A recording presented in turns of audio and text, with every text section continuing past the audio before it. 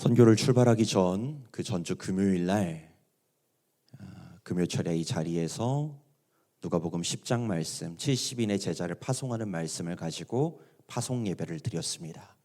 그리고 어느덧 한 3주 정도의 시간, 4주 정도의 시간이 흘러서 오늘 이 자리에서 드디어 그 뒤에 나오는 선교 보고와 복귀 후에 예수님께서 하신 말씀을 여러분들과 함께 나눌 수 있어서 기쁩니다. 여러분 혹시 어렸을 때 상 받아본 기억 나시나요? 상장 이런 거?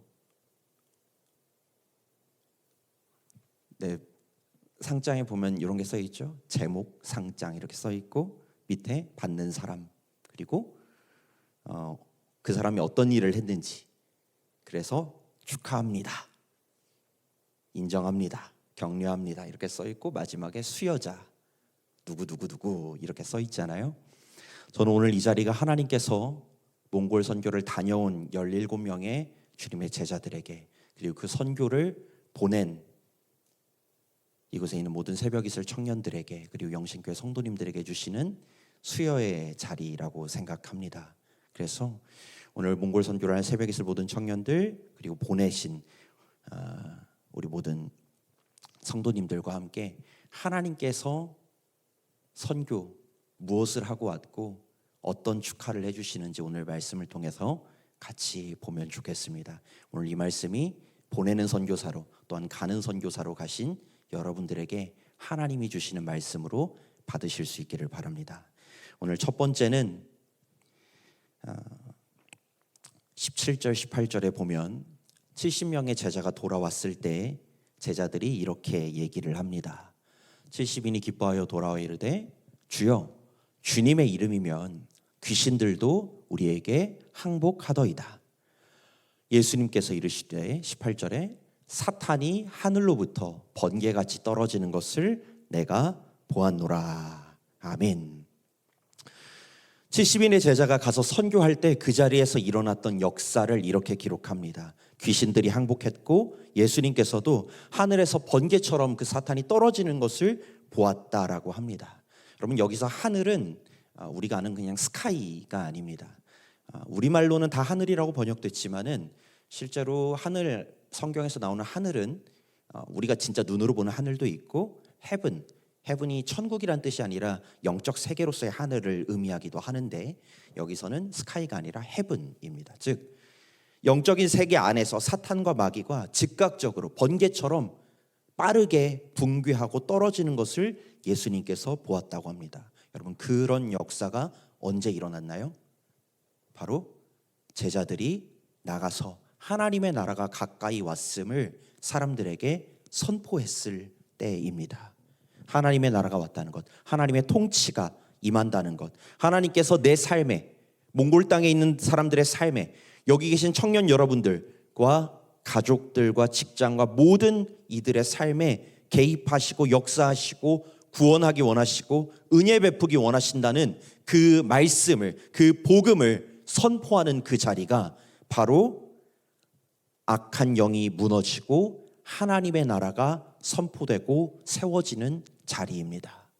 여러분 선교를 하고 왔다는 것은 그냥 단순히 5박 6일 좋은 여행하고 온 것도 아니고 그들에게 가서 예수님 이야기 전하고 온 걸로 끝난 게 아니라 그 자리에 있던 악한 영의 진이 무너지고 하나님의 나라가 그 자리에 세워지기 시작했다라는 것을 의미합니다. 가신 선교사님들 그리고 보내신 선교사님들, 우리 5박 6일 그때를 위해서 함께 기도하고 격려해 준 모든 분들께 우리가 했던 사역을 향해 하나님께서 오늘 말씀을 통해 알려주십니다. 우리가 한 것은 그냥 한 번의 선교 사역이라는 혹은 이벤트를 한 것이 아니라 악한 영의 세력을 무너뜨리고 그곳에 하나님의 나라가 세워졌다는 것을, 세워지고 있다는 것을, 지금 이 시간도 복음이 선포되는 그 자리에서 세워진다는 것을 기억하십시오. 그래서 선교사는 그냥 전도하는 사람, 종교를 전하는 사람이 아니라 그 자리에 하나님 나라를 세우는 사람, 하나님의 구원 역사에 쓰임받는 사람, 우리가 만나게 되는 그 세상의 현장을 하나님의 나라로, 천국으로 바꾸는 사람들 모습입니다. 그래서 저는 하나님이 여러분들에게 상장을 주신다면 처음에 이렇게 써 있을 것 같아요. 영신교회 새벽예술 청년의 땡땡땡은 누구누구누구는 하나님의 명령을 따라 성령님의 능력으로 악한 영을 물리치고 하나님의 나라를 세웠습니다. 그리고 이제 그것을 축하해야겠지요. 축하한 내용은 그 다음 말씀에 있습니다. 오늘 20절 말씀에 보면은 제자들이 귀신이 떠나가는 걸 보고 항복하는 걸 보고 막 기뻐하자 예수님께서 더 기쁜 소식을 알려줍니다. 20절 말씀은 제가 읽어드릴게요. 그러나 귀신들이 너희에게 항복하는 것으로 기뻐하지 말고, 그러니 현상이 보이니까 가서 전도했고 사람들 문이 열렸고 게르를 열어줬고 그 사람들이 들었고 영접했고 축복 기도를 했고 그 모든 것도 기뻐할 일이지만 그것보다 더 기쁜 일이 있으니 그것은 너희 이름이 하늘에 기록된 것으로 기뻐하라라고 말씀하세요. 여러분, 선교사의 이름은 하나님께서 기억하십니다. 선교를 할 때 그 자리에서 하나님께서 바라보고 계시고 그 영혼을 하나님께서 하늘에 기록하십니다. 요한계시록 20장에 보면은 12절 말씀에 이런 얘기가 나옵니다. 앞에 화면에 한번 보여주시겠어요? 요한계시록 20장 12절에 보면 또 내가 보니 죽은 자들이 큰 자나 작은 자나 그 보좌 앞에 섰는데, 죽어서 하나님 앞에 섰는데 책들이 펴있고 또 다른 책들이 펴졌으니 곧 생명책이라. 죽은 자들이 자기 행위를 따라 책들에 기록된 대로 심판을 받으니, 우리의 행적이, 삶의 행적이 기록된 생명책이 있다고 합니다.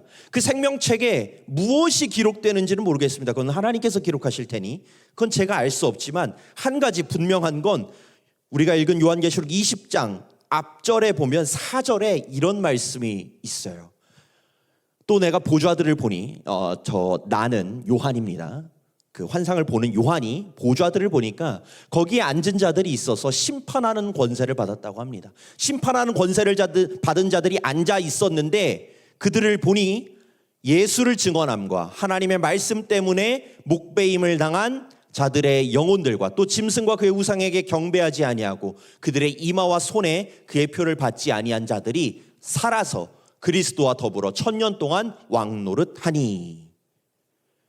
우리가 죽어서 하나님 앞에 다시 갔을 때 하나님과 함께 천년왕국에서 통치하는 자들, 그 첫 번째가 바로 예수를 증언한 자라고 합니다. 하나님께서는 예수 그리스도의 이름을 증언한 자들을 기억하고 기록하십니다. 우리가 가서 어떤 결과를 내고 온 것도 좋겠지만 여러분, 그것보다 더욱 기억하셔야 할 것은 우리가 선교하는 그 자리, 예수 그리스도의 이름을 증언하고 선포했던 그 자리를 하나님께서 기억하시고 기록하신다라는 것입니다. 그리고 그들의 기록은 하나님께서 예수를 증언한 자들을 찾으셔서 천년왕국에서 함께 통치하는 자로 세워주십니다. 그래서 상장의 뒷부분에는 이런 축하가 써 있지 않을까 싶어요. 그 모든 선교의 사명을 감당한 누구누구누구를 하나님께서 기억하시고 기록해 두셨습니다. 전 여기에 있는 모든 새벽예술 청년들이 몽골 선교를 위해 다녀오고 기도하고 준비하셨던 모든 분들이 하나님의 마음 가운데 기억되고 기록된 자들이 되셨다는 것을 축하드리고 싶어요. 5박 6일 동안, 그리고 그걸 준비하는 모든 시간 동안, 그리고 그들을 위해서 함께 중보하고 기도하신 모든 분들께 오늘 하나님께서 너희가 한 일은 하나님의 나라를 세우고 온 것이다. 그리고 너희의 이름을 내가 기억하고 기록한다는 이 말씀을 붙들고 기쁨으로 오늘 선교의 보고를 마칠 수 있기를 바랍니다. 여러분, 선교 마쳤습니다. 그런데 선교는 끝나지 않았습니다. 몽골 선교는 마쳤습니다. 우리가 그 선교지는 떠나왔지만 저는 오늘 주신 하나님의 이 상이, 하나님의 칭찬이 여러분들의 삶에서 지속적으로 일어나기를 원합니다. 여러분, 제가 말씀 노트에 하나를 써놨어요. 누가 선교사인지 질문을 했습니다. 쉽죠? 선지가 2개밖에 없어요. 사지선다 아니고 오지선다 아닙니다. 이지선다입니다. 둘 중에 하나를 골라보시죠. 온라인으로 들으시는 분들이 있으니까 읽어드리겠습니다. 자, 누가 선교사일까요? 1번 몽골 땅에 간 사람, 2번 하나님 나라를 선포하는 사람. 여러분, 선교사는 몇 번입니까? 헷갈리세요? 문제가 좀 어렵죠?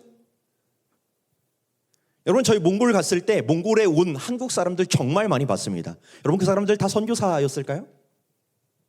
아니죠. 관광 온 사람도 있었습니다. 몽골에 갔다고 선교사 아니고 몽골 땅에 가지 않았다고 선교사 아닌 것 아닙니다. 오늘 이런 말씀을 들을 때 그래 17명 갔다 왔고 그 사람들을 축하해 이런 말씀일 수 없습니다. 여러분, 하나님의 나라를 선포하는 사람이면 모두 선교사입니다. 선교는 땅의 개념이 아닙니다. 삶의 개념입니다. 어느 땅을 갈 때야 비로소 선교사가 되고 이런 것이 아니라 우리가 어떤 삶을 사느냐에 따라서 우리가 선교의 삶을 살게 됩니다.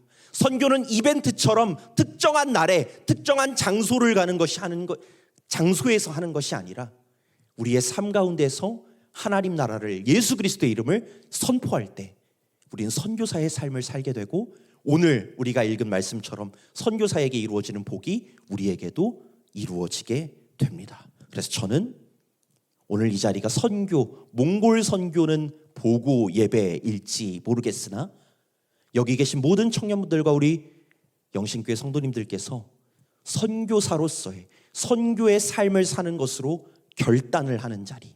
그래서 오늘 이곳에서부터 선교사로 살아가기로 하나님 앞에 고백하는 자리가 되기를 원합니다.